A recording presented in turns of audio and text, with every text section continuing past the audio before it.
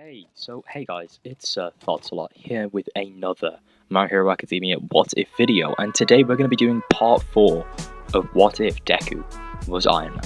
So last time we left off with a regenerated All Might, back to his old self, although still a little bit weaker due to his giving away of One for All to Bakugo. The UA entrance exams take place, and as Deku walks towards the building, he trips. His new suit, funded by his medicine company, Iron Medicines, activates as his computer in his brain senses the danger of the situation, forming from his backpack to create a hand thruster as he instinctively reaches down. And just as the thruster is about to activate, he stops falling. A girl had used her quirk on him and made him weightless. Ochako Uraraka is standing behind Deku, both apologetic towards him for using her quirk on him without permission and intrigued by the boy before her. She kinda notices the glove but just plays it off. She doesn't really make the connection in her head. That's a really cool quirk you have there with the armor. It kind of reminds me of Iron Man, she says cheerily.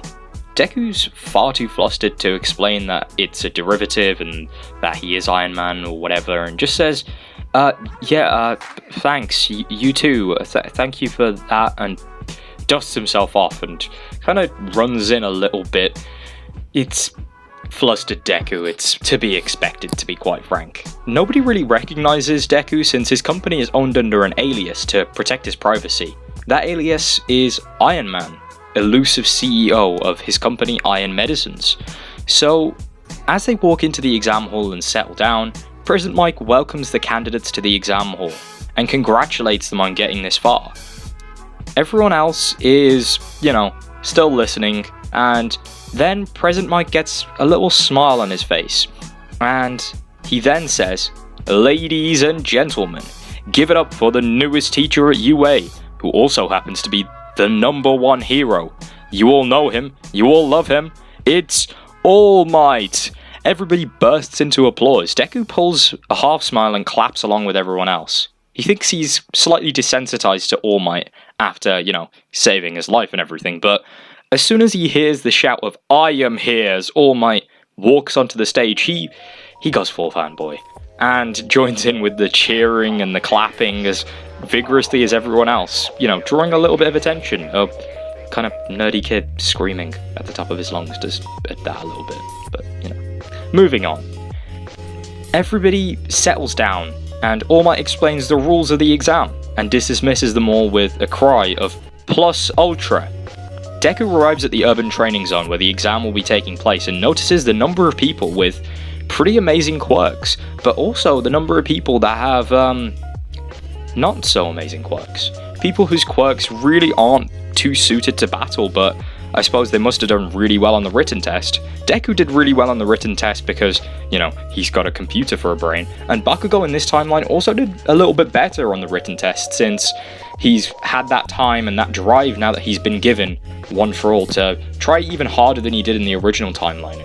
And, he kind of just coasted in his natural talent, but now he's got this kind of goal to get forwards and, become the symbol of peace and whatnot. So he's trying his hardest. He wants to beat Deku as well, because he knows that Deku's going to do really well on this exam. He's one of the few people that knows about Deku's Iron Man alter ego, so he knows that it's going to be a tough challenge to actually get a higher score than him. But as he walks in to the exam area, they get dropped off in front of the urban training zone, he notices someone that looks familiar. A rather stoic looking man with engines on his calves, and he recognizes him to be Ingenium's younger brother. Looking around, he also sees the girl who helped him out, but decides to leave her to focus on the exam coming ahead. He doesn't really want to disturb her, as he can understand that, just before an exam, people want to kind of get themselves psyched up.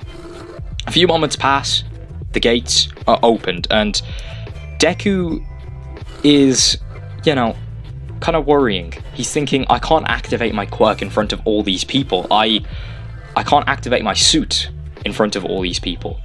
I need to hide for a sec. A few moments pass even further, and Deku flies out the window of one of the abandoned buildings inside of his new suit, nicknamed the Mark II, as it's his second major iteration of the design. Deku flies up into the air and surveys the area for a moment. This draws attention from the other candidates and even the examiners, as Deku's alter ego Iron Man is pretty much a bona fide celebrity for his involvement with All Might in the Sludge Villain attack, to the fact that he owns a ground-breaking medicinal tech company and nobody knows who he is really.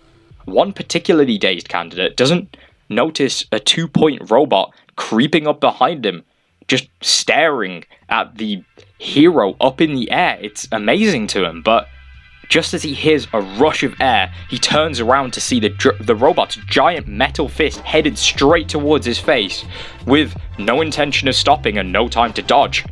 His eyes close as he braces for impact, but after a few seconds, he's still there, untouched. He opens his eyes and sees Iron Man standing in front of him. "Close call there. Try and pay more attention," says the masked metal hero, holding the fist of the robot back with one hand, barely even looking like he's struggling at all. It looks like he's doing this effortlessly. Deku grabs the robot with his other free hand and flies up into the air, dragging it along behind him, smashing it into a couple buildings until he sees a row of 1-point robots. He starts smashing them to pieces, slowly breaking the 2-point robot in the process, using it as a makeshift flail as he flies along. Deku finally gets tired and decides to drop the robot onto a 3-point robot, about to attack another examinee, and he activates his thrusters, pointing himself straight down towards the ground, towards the dropped robot, and pushing the robot down towards the head of the 3-point mock villain. He is just about to impact the robot, and suddenly switches direction sideways, landing on one foot and skidding across the ground for a second as the 3-point robot blocks the 2-point robot from hitting its head, throwing one of the arms at the aforementioned candidate who Deku was trying to protect. Deku flies into the path of the arm, spinning in place to change its directions 180 and throwing it back even harder straight towards the giant 3-point robot's head. The metal beast uses one of the robot's legs as a shield, swiping the arm away and sending it crashing into a nearby building, knocking it down with the sheer force. Blocking its vision for a moment, using the swipe, Deku uses this as his opportunity. During this lapse in its vision, Deku had cleared the gap between himself and his target, using the thrusters on his feet to leap straight up to the villain's head in a big burst of speed. A massive bang breaks in the windows of the nearby building from the sonic boom caused by Deku moving at such a high speed. He pivots in midair and activates the thrusters in his heels, careening his feet sideways and cutting through the robot's head like butter with an axe kick straight down and creating an explosive shockwave, resonating through the area. Deku takes a moment to breathe and analyze the situation. He notices something off though.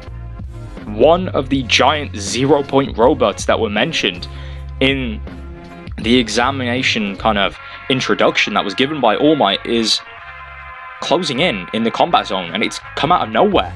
Deku initially decides to ignore it, as was mentioned. You know, it's not worth any points, he thinks. What's the point in actually trying to do anything? It's big, it's strong, and I'm just gonna waste my resources doing it, but Deku's curiosity gets the better of him, and he turns just to inspect the mock villain. He notices there's a bunch of rubble in its path and sees a girl trapped under one of the piles, directly in the rampaging robot's way and prime position to be crushed if nobody does anything about it. Deku thinks to himself for a second, they must have some sort of healing staff, like, this isn't too much of an issue, but Deku realizes, I don't think this is gonna be one of those things you can heal. He thinks to himself, I can't just leave this girl to die. Deku makes up his mind quickly and rushes towards the scene as fast as he can. This girl's gonna get crushed if I do nothing about it, he thinks to himself. Deku activates his thrusters on his hands and his feet and pushes them to max, but he's still not going fast enough. He knows that if he doesn't go any faster, that girl's gonna get crushed, and he decides to overclock himself, knowing the risk, knowing that it's gonna use up all the power in his batteries. He knows that he's going to use way too much power for the extra speed, but he doesn't care. He knows if he does nothing, this girl is going to die, and he can't let that happen.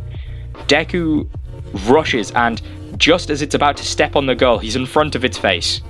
He's in front of its face, and he cuts the thrusters as fast as he can, just stopping right then and there in midair.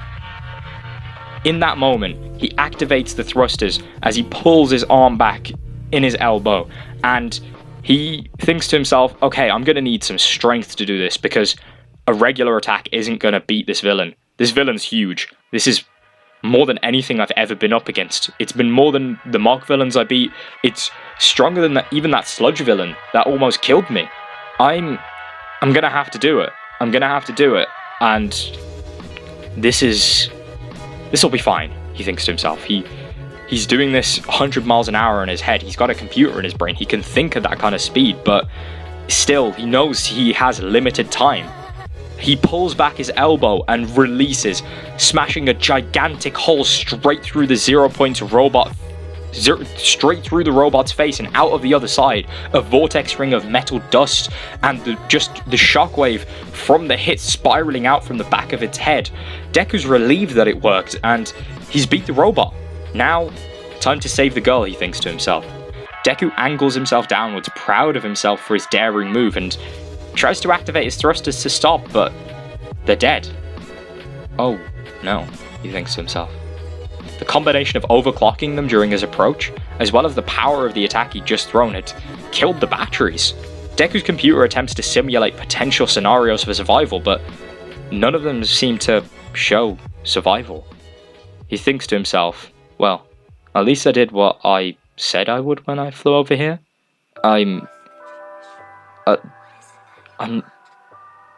He's struggling for words. He's about to die in his eyes. Death's sweet embrace just lay a second away, and he's ready. He's as ready as he'll ever be, he guesses. He's made that company, he's saved All Might, and hopefully he saved this girl, but just as he's about to give up, he hears a ringing sound reverberate around his helmet. He'd been slapped. Deku's confused for a split second. His ears are ringing, he's passing out a second, and he's thinking to himself, how am I alive? Is this the afterlife? Am I already dead? Before turning his head around at the last moment of his consciousness to see the same girl who saved him from tripping, saving him from falling to his death, struggling to keep him afloat before touching her fingers together, letting Deku drop the few feet remaining and passing out as his head hits the ground with a metallic thud. After letting out a small bout of rainbow vomit, the girl, Ochako, turns around to get a proper look at the hero who'd saved her. It's Iron Man. She moves her hand around the side of his helmet, now having the time and, the resources to actually get the piece of rubble off the top of her. She opens the visor to see the person inside and see if they're okay, and sees the face of the boy with the armor quirk. Wait, the boy with the armor quirk, she thinks to herself, and suddenly it all clicks to her. Now, that's where I'm going to leave this part. Hope you guys enjoyed it. I quite enjoyed this one. It was a little bit more action-packed than the last one. The last one was kind of setting up a background and doing some of the stuff that I feel should happen if Deku's this smart. So in this one, we got a little bit more of an action-packed episode. Deku's using some of the money that he made in the last one from his medicine company. We have the whole Iron Man name being a little bit more kind of recognized, and now we have this little bit of somebody finally finding out who Iron Man actually is, besides, All Might and Bakugo, who already know, and some other pro heroes. But yeah, it's quite interesting, I think, and I hope you guys enjoyed it.